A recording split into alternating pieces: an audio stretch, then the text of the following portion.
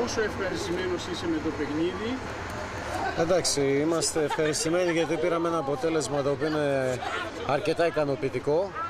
Παίζαμε με έναν αντίπαλο ο οποίος αγωνίζεται σε ένα πρωτάθλημα πάρα πολύ δύσκολο και απαιτητικό.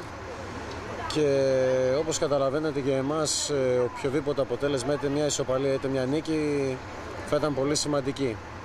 Τώρα όσον αφορά τα υπόλοιπα, είμαστε σε στάδιο προετοιμασίας, κουραζόμαστε αρκετά.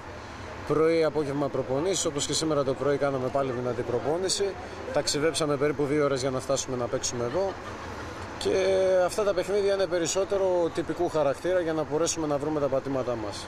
Μέσα σε λίγους μήνες, δεύτερη φορά στη Γερμανία. Πόσο σ' άρεσε η Γερμανία? Έχω περάσει όλο μου το καλοκαίρι φέτος στη Γερμανία. Είναι πολύ ωραία, μου αρέσει πάρα πολύ που έχει πολύ πράσινο, είναι κάτι που λείπει στην Ελλάδα. Και πραγματικά το κλίμα είναι ιδανικό για να μπορέσουμε να δουλέψουμε όσο το δυνατόν πιο σκληρά κάτω από κλιματολογικές συνθήκες ιδανικές. Σε ευχαριστώ πάρα πολύ. Εγώ σας ευχαριστώ.